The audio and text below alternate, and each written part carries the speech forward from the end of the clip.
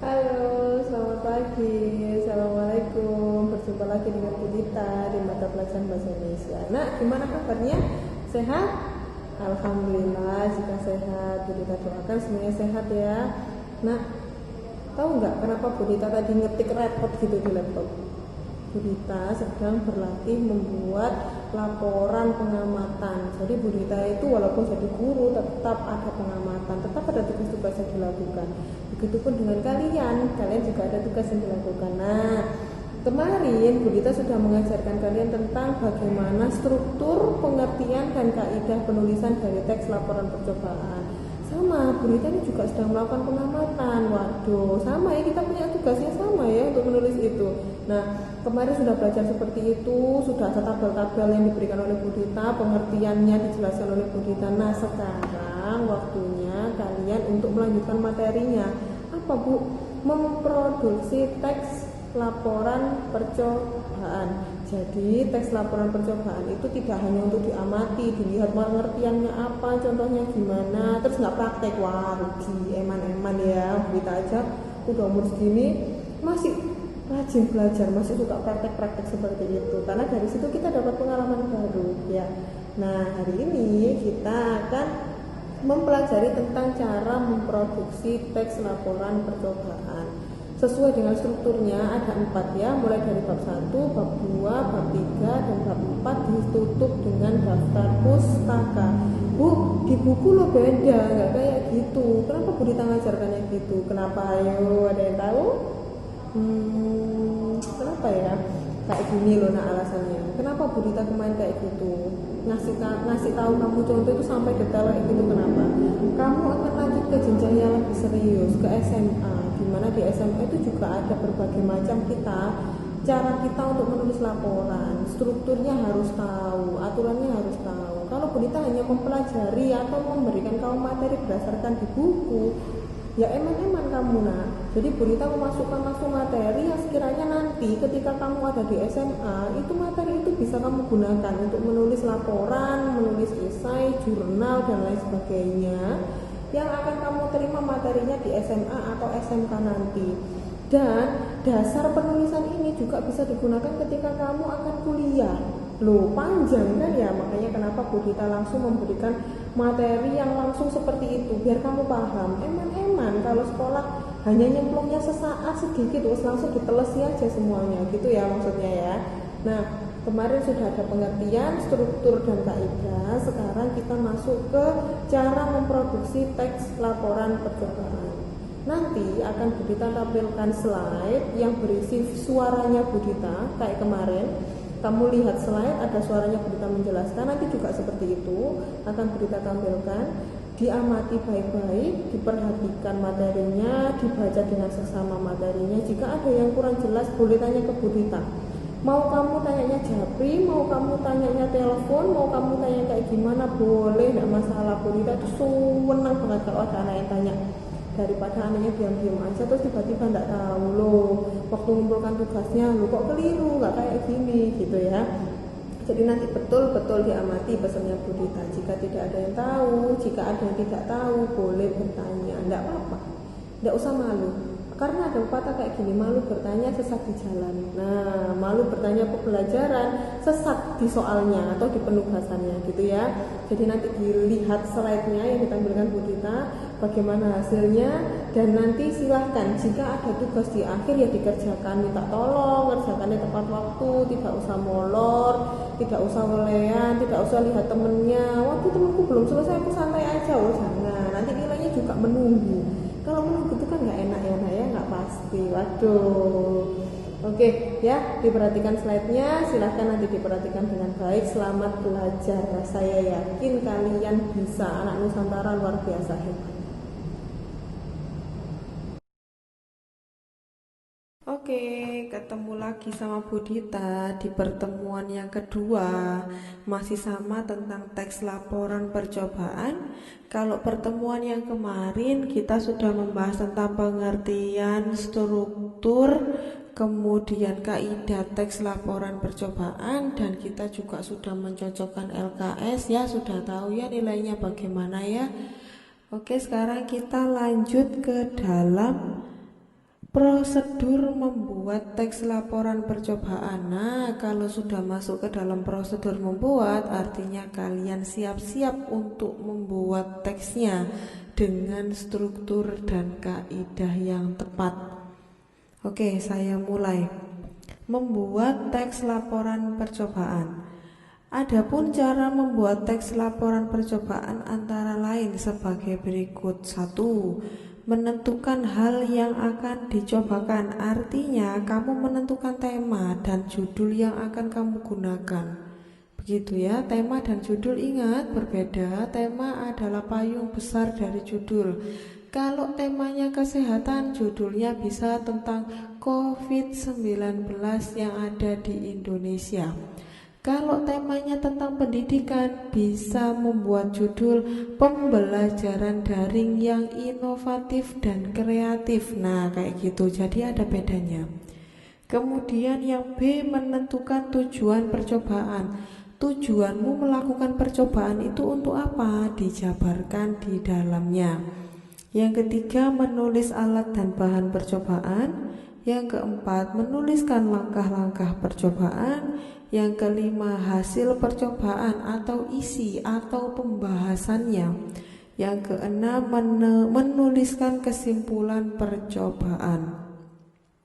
Selanjutnya ada contoh teks laporan percobaan. Jadi kalau kemarin Bu Dita itu menjelaskan apa-apa saja yang harus ditulis di bab 1, bab 2, 3, 4 sampai dengan daftar pustaka, maka sekarang Bu Dita memberikan contoh nyata bagaimana cara menulis teks laporan percobaan yang nantinya bisa kalian jadikan pedoman untuk menulis teks yang benar.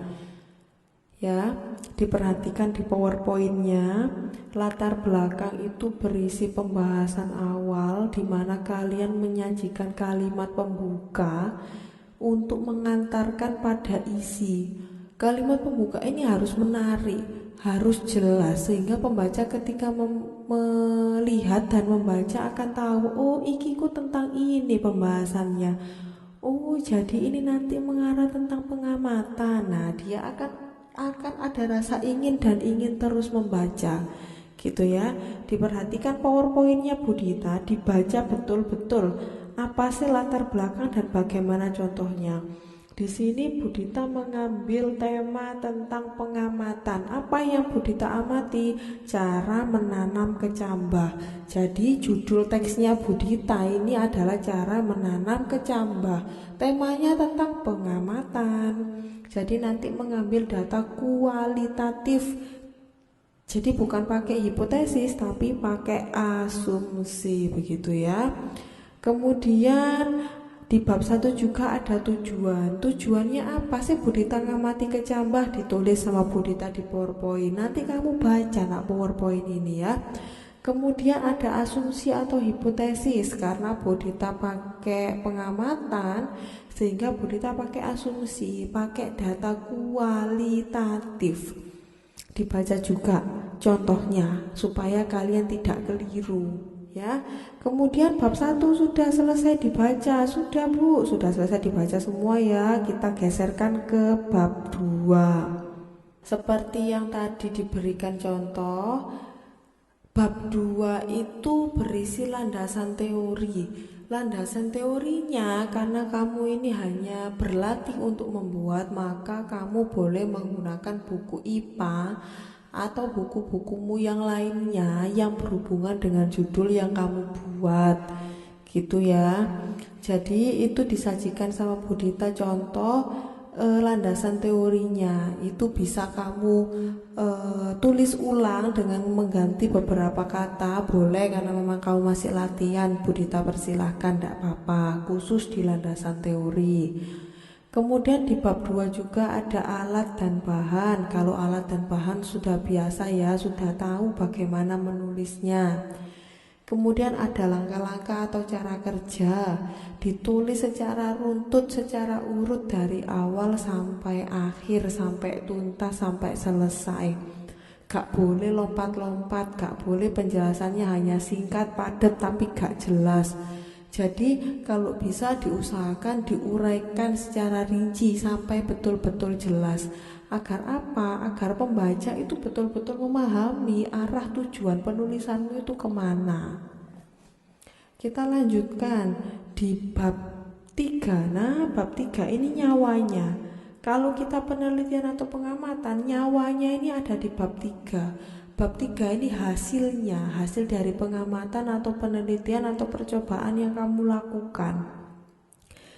Disebut pembahasan karena memang membahas segala sesuatunya dari A sampai Z, dari awal sampai akhir dibahas semua. Diberi contoh, diberi ilustrasi gambar, ilustrasi kalimat, ilustrasi apapun diletakkan di dalam pembahasan. Intinya kalau orang itu ya ini nyawanya gitu ya di dalam bab 3 itu. Nah, ini diberikan contoh sama Budita karena Budita menulis kecambah, maka juga Budita mencantumkan pertumbuhan kecambah.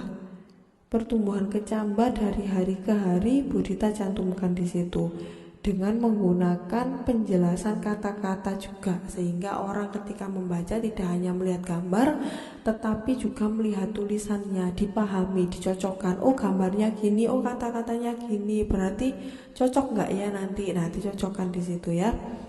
Kemudian ada bab 4. Nah, bab 4 itu isinya kesimpulan dan saran.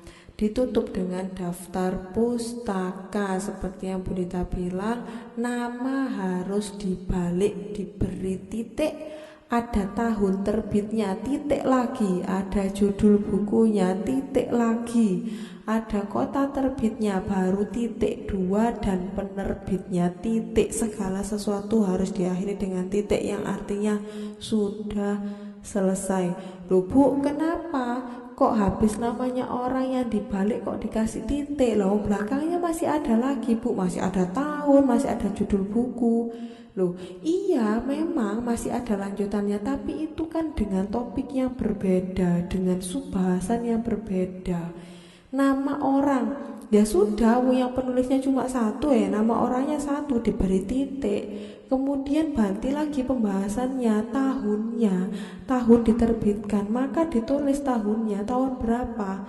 Sudah tahunnya sudah dibahas secara singkat, padat, dan jelas, diberi titik. Kita geser ke judulnya. Nah, judul juga gitu, sudah beda topik, nggak ada hubungannya sama tahun. Makanya kenapa menggunakan titik bukan koma gitu ya.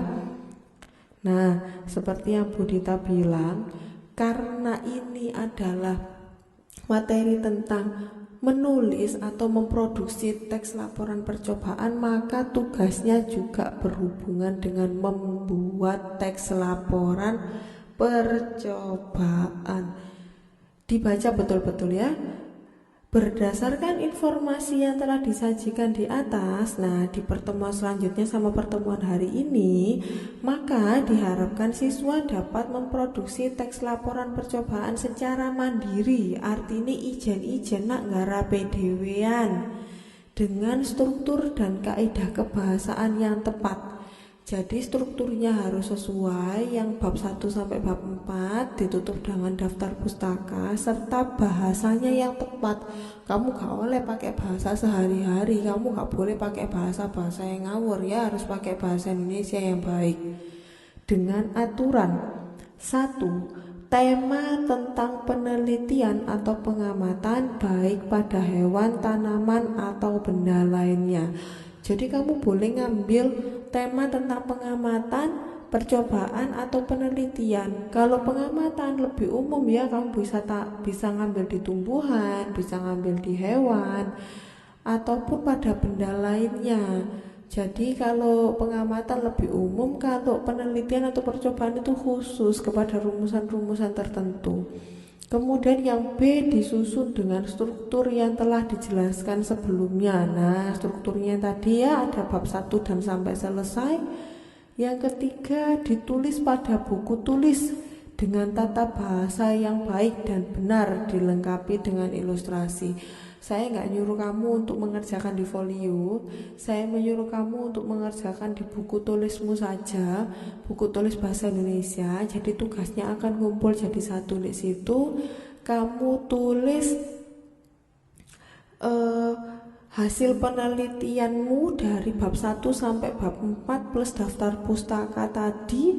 Dan kalau bisa di pembahasannya diberikan ilustrasi, entah itu berupa gambar, entah itu berupa grafik, entah itu berupa ilustrasi-ilustrasi yang lainnya, contoh-contoh bentuk yang lainnya. Jadi ada gambarannya, tidak hanya tulisan tok.